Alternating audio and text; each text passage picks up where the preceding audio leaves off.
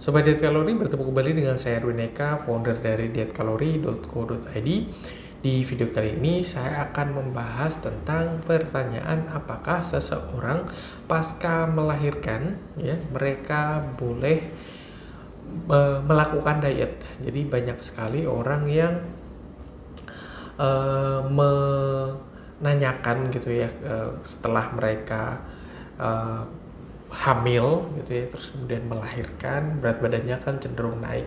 Jadi mereka bingung apakah harus segera diet ya, karena mereka pengen mengembalikan bentuk tubuh mereka kembali seperti semula, atau menunggu. Jadi proses selepas pasca melahirkan itu biasanya ada menyusui. Nah, semacam seperti itu. Apakah akan mengganggu proses menyusui tersebut, atau misalnya dalam mengasuh anak itu kan butuh energi ekstra begitu. Biasanya anak itu nangis ketika malam ya, harus bangun, terus kemudian banyak begadang, terus mempersiapkan keperluan bayi. Mengasuh bayi itu kan butuh energi ekstra. Nah, apakah hal tersebut bisa dilakukan, atau justru diet itu akan menghambat progres atau perkembangan atau perjalanan dari mengasuh bayi itu ya, bayi yang masih beberapa hari, beberapa bulan begitu. Nah, perlu diperhatikan bahwasanya diet yang selama ini kalian kenal memang terlampau ekstrim ya, berfokus terhadap pengurangan jumlah makanan yang sangat banyak, dan hal itu tentu saja jika dijalani oleh seseorang yang baru saja selesai melahirkan ya, akan timbul efek samping gitu ya. Jadi proses pasca melahirkan, proses menyusui, proses di mana kalian sedang mendampingi bayi atau buah hati kalian yang baru berumur beberapa hari, beberapa minggu, atau beberapa bulan, memang membutuhkan jumlah makanan yang cukup untuk bisa menemani tumbuh kembang mereka, untuk bisa memproduksi ASI secara maksimal. Namun ya, jumlah makanan itu ya bukan berarti terus kemudian ya harus banyak, harus sejumlah yang katakanlah 2 kali lipat karena untuk tubuh kita dan untuk anak kita dan sebagainya. Tidak seperti itu. Banyak sekali persepsi yang salah tentang jumlah yang harus dicukupi oleh ibu pasca melahirkan.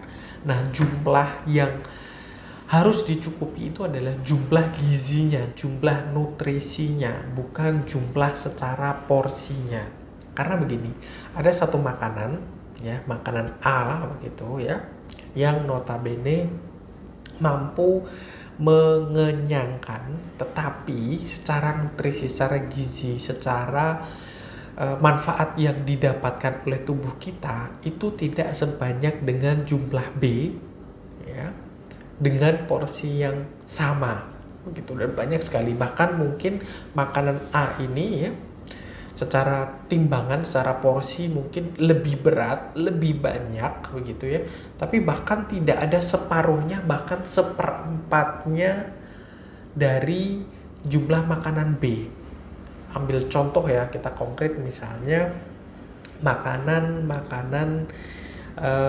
fast food ya, makanan fast food 100 gram tidak akan memiliki jumlah gizi ya, apalagi 100 gram bagi makanan fast food itu sangat sedikit sekali jika dibandingkan dengan sayur, buah, atau ikan, atau daging, atau ayam, daging ayam file gitu. Itu akan sangat jauh sekali jumlah kandungannya, mulai dari proteinnya, mulai dari karbohidratnya, mulai dari lemaknya, lemak baiknya, belum lagi jumlah vitamin yang terkandung di dalamnya, jumlah mineral yang terkandung di dalamnya, jumlah seratnya, jumlah ya hijauan ya, kandungan hijaunya ya dari sayur misalnya, vitamin terutama, dan itu adalah sesuatu yang lebih dibutuhkan oleh ibu hamil pasca melahirkan, yaitu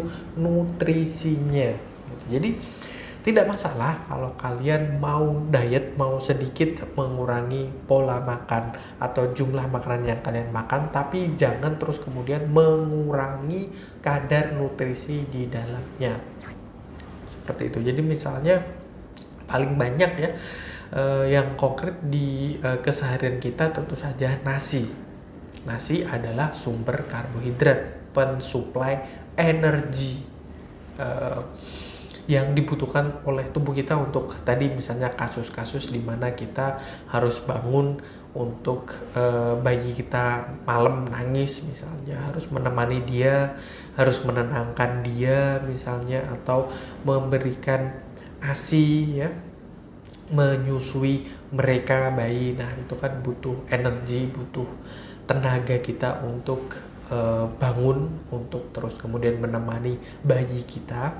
Nah, nasi dengan sejumlah karbohidrat dalamnya sebagai pensuplai energi, ada banyak jumlah suplai energi yang didapati dari karbohidrat yang lebih memiliki nutrisi, lebih memiliki serat, lebih memiliki banyak vitamin dibandingkan nasi, terutama nasi putih. Misalnya diganti dengan nasi merah.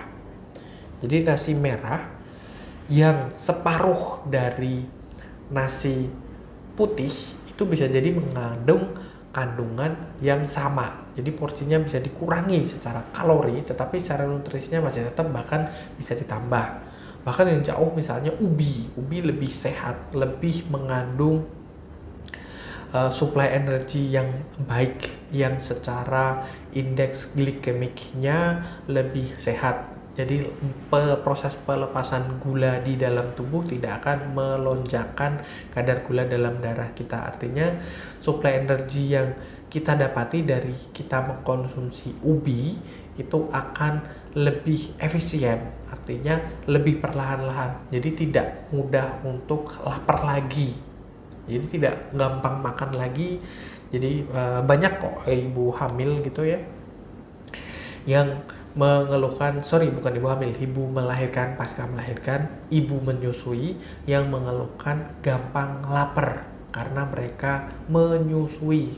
Mereka menganggap bahwasannya makanan yang habis mereka makan itu langsung dihabiskan dalam proses produksi ASI dan sebagainya. Nah, seperti itu. Ketika kita cerdas dan ketika kita tahu apa yang sebenarnya terjadi, kita bisa memilah, misalnya mengganti nasi putih dengan nasi merah, dengan nasi hitam, dengan ubi, dengan kentang, dengan roti gandum, atau hal-hal yang mungkin ya memang notabene sebagai suplai energi dari karbohidrat tadi, tetapi dia lebih kompleks, indeks glikemiknya lebih baik, suplai energi untuk tubuh kita, membuat diri kita tidak gampang lapar, tidak lebih banyak makan secara jumlah, atau mungkin ya protein-proteinnya yang tadinya kita asal saja ya, jadi lauk pauknya digoreng dan sebagainya gitu ya, minyaknya menyebabkan kalorinya lebih banyak, dan secara otomatis kalau kalorinya lebih banyak lebih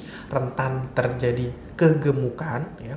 Kita bisa ganti dengan daging ayam tanpa kulit dengan dikukus atau direbus atau bikin kuah gitu ya, daripada digoreng. Pokoknya kita cari opsi makanan yang disajikan dengan cara yang bisa meminimalisir penggunaan minyak, yang notabene minyak tersebut akan menambah jumlah kalori dalam makanan tersebut. Jadi boleh-boleh saja mengurangi porsi makanan tetapi tidak mengurangi jumlah nutrisinya. Kita akan makin lebih sehat, bahkan produksi ASI saya jamin akan lebih banyak.